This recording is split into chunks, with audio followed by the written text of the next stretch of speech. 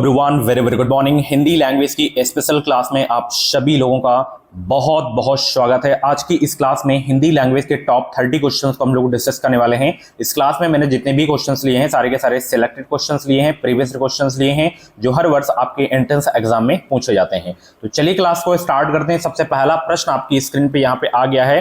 अभ्यागत शब्द में कौन सा उपसर्ग यहाँ पे लगा हुआ है? बताइए, अभ्यागत शब्द में कौन सा उपसर्ग यहाँ पे लगा हुआ है? बताइए सब लोग। आ उपसर्ग है, अव्य उपसर्ग है, या अभि उपसर्ग है, या अभ्या? बहुत ही सरल प्रश्न है, सभी लोग यहाँ पे जवाब देने का प्रयास करेंगे। अभ्यागत शब्द में कौन सा उपसर्ग लगा हुआ है? तो यहाँ पे अभि उपसर्ग लगा हुआ है। अगर आपसे पूछे कि अभ्यागत में संधि कौन सी है तो यहाँ पे यण संधि हो जाएगी, यण संधि। ठीक है, यण संधि हो जाएगी। मैंने आपको बताया था कि यार अलावा जो आपके अंतःस व्यंजन होते हैं उसके आगे कटा हुआ आपको दिख जाए अक्षर, तो वहां पे यण संधि आपको तुरंत लगा देना है। ठीक है, चलिए अगला प्रश्न यहाँ पे, रमणी में कौन सा प्रत्यय है? बताइए, रमणी में कौन सा प्रत्यय है? बहुत ही सरल प्रश्न है, सभी लोग यहाँ पे जवाब देने का प्रयास करेंगे। चलिए सभी को गुड मॉर्निंग भाई, सभी को गुड मॉर्निंग। डेली हमारे चैनल पे 8:30 बजे, शाम को 7:30 बजे क्लास चलती है। आज डिजिटल बोर्ड पे क्लास नहीं हो रही है, शाम को आपकी होगी। चलिए, रमणी में आपको प्रत्यय बताना है। चलिए बहुत अच्छे भाई, सभी लोग यहां पे जवाब देने का प्रयास करेंगे। रमणी में कौन सा प्रत्यय होगा? Good morning. और भी क्लासेस अगर आप लोगों को देखनी है तो आप प्लेलिस्ट में जाके देख सकते हैं। प्लेलिस्ट में आपको सारी की सारी क्लासेस मिल जाएंगी।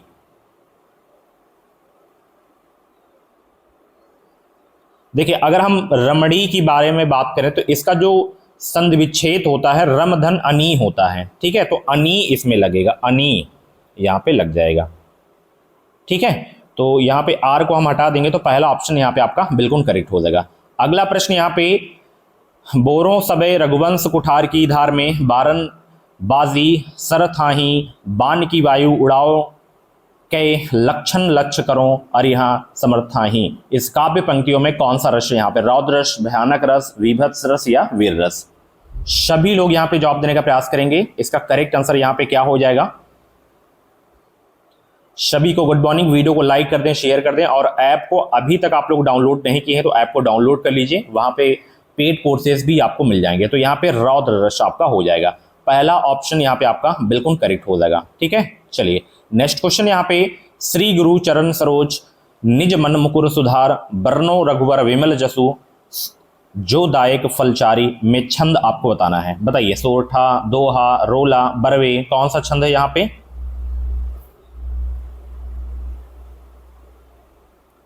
सभी लोग यहां पे जवाब देने का प्रयास करेंगे। 4 का करेक्ट आंसर यहां पे क्या होगा?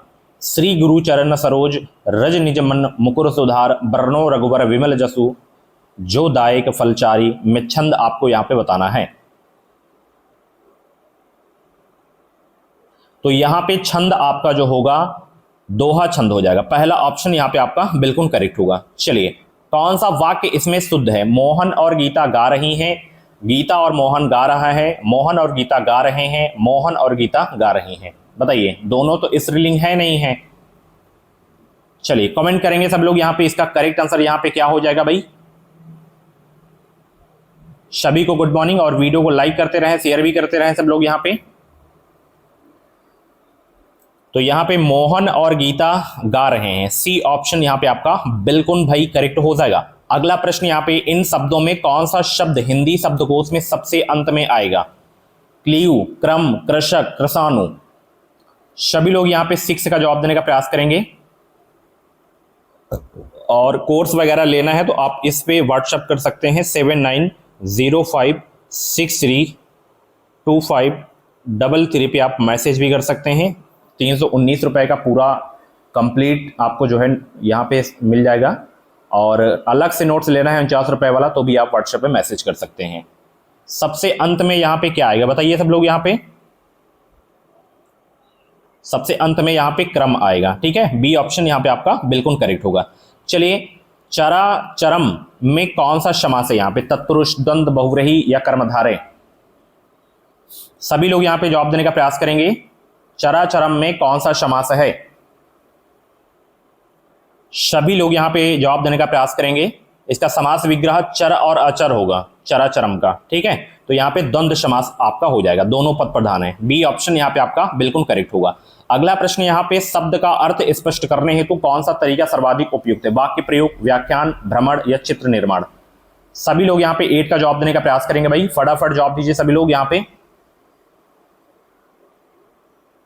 शब्द का अर्थ स्पष्ट करने हेतु कौन सा तरीका सर्वाधिक उपयुक्त है यहाँ पे? तो यहाँ पे वाक्य प्रयोग हो जाएगा, पहला ऑप्शन बिल्कुल आपका करेक्ट हो जाएगा यहाँ पे। चलिए, भाषा शिक्षण की पद्धति नहीं है, किंडरगार्टन, मॉन्टेसरी, डैकॉली या अभिक्रमित अनुदेशन? 9 का सभी लोग यहाँ पे जवाब देने का प्रयास करेंगे। भाषा शिक्षण की पद्धति नहीं है, बताइए इसमें कौन सी नहीं है?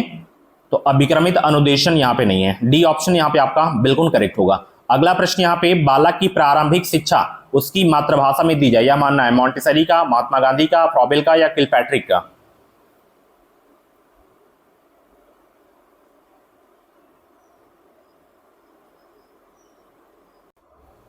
सभी लोग यहाँ पे जवाब देने का प्रयास करेंगे। 10 का यहाँ पे करेक्ट आंसर क्या हो जाएगा? तो यहाँ पे महात्मा गांधी, बी ऑप्शन यहाँ पे आपका बिल्कुल करेक्ट होगा। अगला प्रश्न यहाँ पे देख सकते हैं, व्याकरण शिक्षण के लिए उपयुक्त नहीं है, आगमन प्रणाली, निगमन प्रणाली, अव्यकृति प्रणाली, कक्षा विनय प्रणाली? 11 का सभी लोग यहाँ पे जवाब देने का प्रयास करेंगे। तो कक्षा विनय प्रणाली यहाँ पे हो जाएगा। ठीक है, डी ऑप्शन बिल्कुल आपका करेक्ट होगा। चलिए, आनंद कादाबनी पत्रिका का संपादन कहां से हुआ था, यानी कि प्रकाशन कहां से हुआ था? बताइए, बनारस, मिर्जापुर, इलाहाबाद या लखनऊ? सभी लोग यहां पे जवाब दीजिए भाई। आनंद कादाबनी पत्रिका का प्रकाशन कहां से हुआ था?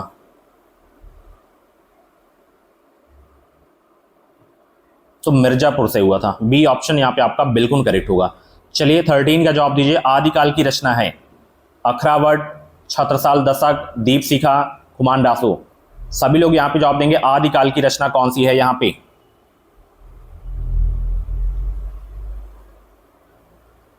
सभी को गुड मॉर्निंग, वीडियो को लाइक करें, शेयर कर दें। तो आदिकाल की रचना है कुमानडासु की, ऑप्शन डी आपका यहां पे बिल्कुल करेक्ट होगा। अगला प्रश्न यहाँ पे, हिंदी गद्य शिक्षण की पाठ्य योजना में उद्देश्य कथन आता है पूर्व ज्ञान के पश्चात, प्रस्तावना प्रश्न के पश्चात, आदर्श वाचन के पश्चात या मौन वाचन के पूर्व? 14 का सभी लोग यहाँ पे जवाब देने का प्रयास करेंगे। सभी को गुड मॉर्निंग, वीडियो को लाइक कर दीजिए सब लोग। और भी क्लासेस आपको प्लेलिस्ट में मिल जाएंगी, तो आप जाके वहां पे देख सकते हैं। हिंदी गद्य शिक्षण की पाठ्य योजना में उद्देश्य कथन आता है, प्रस्तावना प्रश्न के पश्चात आता है, बी ऑप्शन यहाँ पे आपका बिल्कुल करेक्ट होगा। अगला प्रश्न यहाँ पे, आचार्य रामचंद्र शुक्ल का निबंध संग्रह है माटी का फूल, चिंतामणि, क्षण बोले, कण मुस्काए या आलोक पर्व? सभी लोग यहाँ पे 15 का जवाब देने का प्रयास करेंगे। चलिए, बहुत अच्छे भाई, सभी लोग यहाँ पे जवाब देने का प्रयास करेंगे भाई। आचार्य रामचंद्र शुक्ल का निबंध संग्रह है, तो चिंतामणि हो जाएगा, बी ऑप्शन यहाँ पे आपका बिल्कुल करेक्ट होगा। नेक्स्ट क्वेश्चन यहाँ पे, राष्ट्रवादी कवि रामधारी सिंह दिनकर की उर्वशी के लिए ज्ञानपीठ पुरस्कार किस वर्ष प्रदान किया गया था? 1971, 1972 या 1973 या 1974 में? चलिए, 16 का सभी लोग यहां पे जवाब देने का प्रयास करेंगे। राष्ट्र कवि रामधारी सिंह दिनकर को उर्वशी के लिए ज्ञानपीठ पुरस्कार किस वर्ष प्रदान किया गया था? 1972 में, बी ऑप्शन यहां पे आपका बिल्कुल करेक्ट होगा। नेक्स्ट क्वेश्चन यहाँ पे, निरामिष किसे कहते हैं? बताइए, निरामिष किसे कहते हैं? मांस रहित भोजन, मोक्ष का इच्छुक, रात्र में विचरण करने वाला या मृत्यु का इच्छुक? सभी लोग यहाँ पे 17 का जवाब देने का प्रयास करेंगे भाई। बताइए, निरामिष किसे कहते हैं?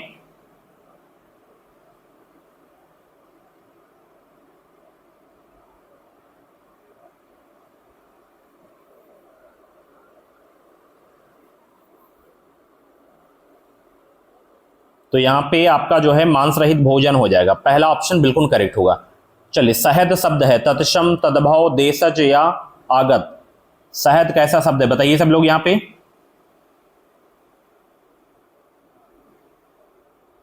सभी लोग यहां पे 18 का जवाब देने का प्रयास करेंगे भाई। शहद शब्द है, तो शहद आपका आगत शब्द है यहाँ पे, डी ऑप्शन यहाँ पे आपका बिल्कुल करेक्ट होगा। चलिए, वनीता का प्रयोग किस अर्थ में होता है? वनीता का जंगल, स्त्री, पुस्तक या व्यवसायी? सभी लोग यहां पे जवाब देने का प्रयास करेंगे। सभी लोग यहां पे जवाब दीजिए भाई। वनिता का प्रयोग किस अर्थ में होता है? स्त्री। यहां पे बी ऑप्शन बिल्कुल आपका करेक्ट हो जाएगा। चलिए अगले प्रश्न की ओर यहां पे चलते हैं। मुकुंद किसका पर्यायवाची है? बताइए मुकुंद किसका पर्यायवाची है? विष्णु, शिव, सूर्य या कामदेव? मुकुंद किसका पर्यायवाची है? सभी लोग कमेंट करके बताएंगे भाई। मुकुंद किसका पर्यायवाची है? तो ये विष्णु का पर्यायवाची है। पहला ऑप्शन बिल्कुल आपका करेक्ट हो जाएगा। चलिए, काहे री नाली तू कुमलानी तेरे ही नाली सरोवर पानी पंक्ति की रचनाकार कौन है? जयसी, रैदास, कबीर, दादू?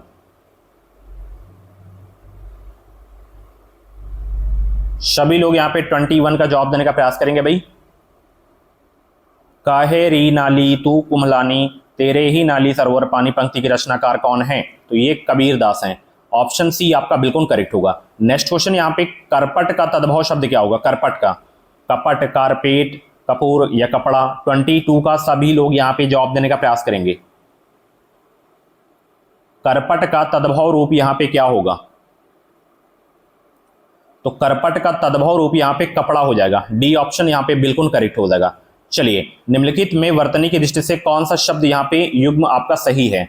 23 का सभी लोग यहां पे जवाब देने का प्रयास करेंगे भाई। कौन सा यहां पे युग्म आपका शुद्ध है? यहां पे फटाफट जवाब दीजिए भाई।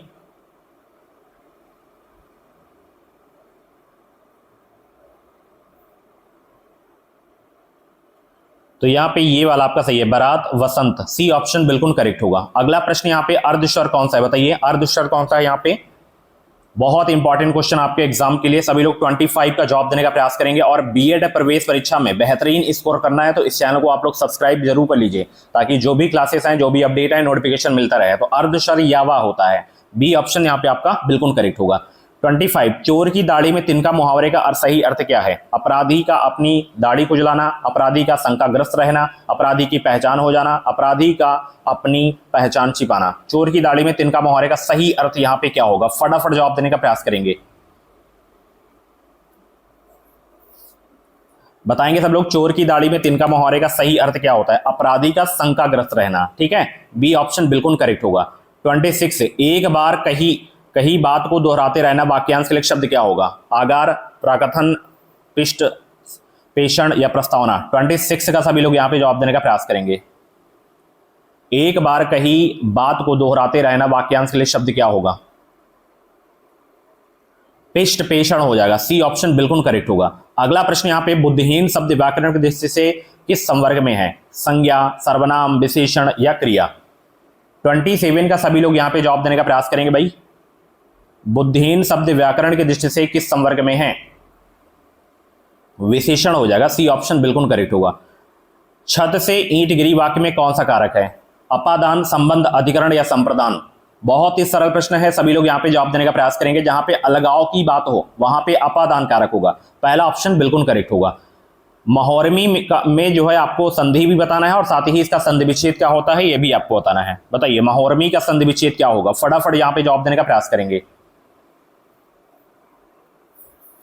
महाधन ऊर्मी हो जाएगा। ठीक है, यहां पे सी ऑप्शन बिल्कुल करेक्ट होगा। अगला प्रश्न यहां पे समष्टि का विपरीत अर्थ क्या होगा? यहां पे समष्टि का 30 का यहां पे जवाब देने का प्रयास करेंगे सब लोग। लास्ट क्वेश्चन है, समष्टि का यहां पे व्यष्टि हो जाएगा। डी ऑप्शन बिल्कुल करेक्ट होगा। ठीक है, तो ये थे आपके जो हैं हिंदी लैंग्वेज के टॉप 30 क्वेश्चन। नोट्स लेना है तो आप इस नंबर पे व्हाट्सएप कर सकते हैं 7905632533 पे आप व्हाट्सएप मैसेज भी कर सकते हैं। मात्र 49 रुपए में कंप्लीट सिलेबस नोट्स भी आपको मिल जाएगा। चलिए, थैंक यू सो मच। मिलते हैं अगली क्लास पे। जितने भी प्रश्न आपके सही हुए हों कमेंट बॉक्स में अपना रियल स्कोर जरूर बताना।